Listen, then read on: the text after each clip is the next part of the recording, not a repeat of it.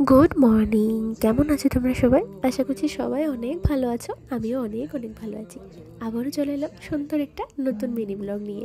আজকে হচ্ছে আমার ছোট একটা মামাতো বোনের বিয়ে। তো সেই বিয়েতে যাওয়ার জন্য প্রস্তুতি হয়ে আমরা এখন বেরিয়েও পড়লাম। এই বিয়ের মধ্যে আমাদের সব কিছুতেই অ্যাটেন্ড করার কথা ছিল, কিন্তু আমরা এই সময়ের জন্য কোনো কিছুতেই অ্যাটেন্ড করতে পারিনি। তাও এখন যাচ্ছি হচ্ছে একবারে রেডি হয়। তো ফাইনালি আমরা কিন্তু চলে এসেছি। আর আমার এই বোনকে কেমন লাগছে অবশ্যই কিন্তু কমেন্টে জানাও। আর এই ছোট্ট বোনটা যে কবে এত বড় হয়ে গেল যে এখন বিয়েও হয়ে গেছে। তো যাই হোক, দেখতেই তো পাচ্ছ ওকে কিন্তু সাজিয়েছে প্রিয়াঙ্কা মিষ্টি ব্লগ, আর ওকে কিন্তু খুব সুন্দর লাগছে। দিদির সাজটা কিন্তু ভীষণ সুন্দর হয়েছে, আর আশীর্বাদের লুকটাও কিন্তু দিদিই তৈরি করেছিল। তো দেখতেই তো পাচ্ছ ওকে।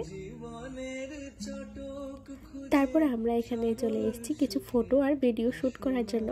আর এখন দেখছি আমাদের পাশাপাশি ব্রাইডও চলে এসেছে নিজের কয়েকটা সিঙ্গেল ফটো শ্যুট করার জন্য। এখন লোকজন একটু কম আছে, এখন যদি এই ফটো না তুলতে পারে পরে আর ফটো তোলার সুযোগই হবে না।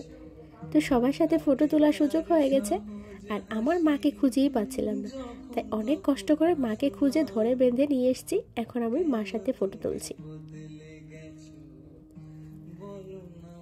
আর আমি আগে ফার্স্টে একটা অন্য শাড়ি পরেছিলাম, সেই শাড়িটা পরে আমাকে জানি কেমন লাগছিল, তাই এটা চেঞ্জ করে এরপর এই শাড়িটা পরেছি। তাও এত তাড়াহুড়া করে পরেছি, দেখতেই পাচ্ছ শাড়িটার পরার অবস্থাটা কীরকম হয়ে আছে। তো যাই হোক, আমাদের কেমন লাগছে মা মেয়েকে অবশ্যই কিন্তু কমেন্টে জানাবে।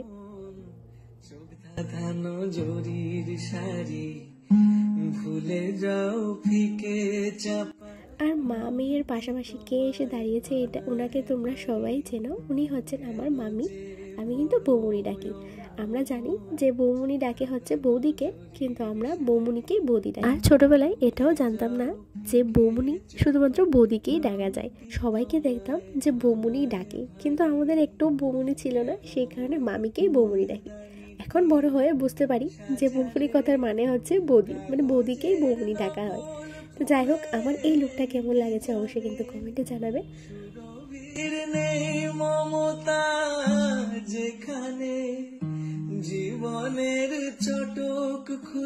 এখন কিছু ফটো আর ভিডিও শ্যুট করে তারপর কিন্তু আমি চলে এসেছি খাওয়ার জন্য।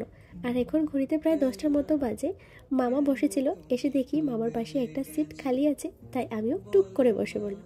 আজকে সবগুলো ডিশের মধ্যে এই ধনেপাতার চাটনিটা আমার এত ভালো লেগেছে। আমার তো সর্দি লেগে আছে, আর এর পাশাপাশি এটা তো ভীষণ ভালো লেগেছে। আমার তো খাওয়া দাওয়া কমপ্লিট হয়ে গেছে। আর এখন এখানে এসে দেখি যে কুঞ্জার জন্য রেডি হচ্ছে, আর এখানে মায়ের কোল থেকে মেয়েকে ছাড়িয়ে নেওয়া হবে। এই জায়গাটায় যে থাকে প্রত্যেকটা লোকের এই সময়ে চোখ দিয়ে জল বের হয় না, এটা হতেই পারে না। বিশেষ করে আমি এখন ভয়েস ওভার দিতে পারছি না, আমার চোখ থেকে জল পড়ছে। তাই তোমরা এই সিনগুলো এভাবেই দেখে নাও। কেন যে পড়ো অমন চোখ ধাঁধানো জরির শাড়ি, ভুলে যাও ফিকে চাপা রংটি তোমায় মানায় ভারী, কেন যে পড়ো।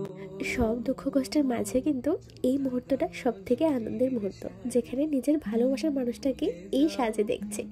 তো এখানে ওদের বিয়ে চলছে, আর আমি এখানে একটু বসেছিলাম কারণ প্রচণ্ড ঠান্ডাও লাগছিল বাইরে। তো এখন কিন্তু বিয়ে চলছে, আর আমরা এখন যাব হচ্ছে বাড়িতে, কারণ কাল সকালে আবার অফিসও যেতে হবে। তো লেট করলে তো চলবে না। আর এখন ঘড়িতে প্রায় 1টার মতো বাজে। তো চলো আজকে ভিডিওটা এখানেই শেষ করছি। যদি ভিডিওটা ভালো লাগে থাকে অবশ্যই কিন্তু like comment share and subscribe করে দিও। তো দেখা হচ্ছে অন্য কোনো সুন্দর একটা ভিডিওতে। ততক্ষণে তোমাদের সবাইকে টাটা বাই।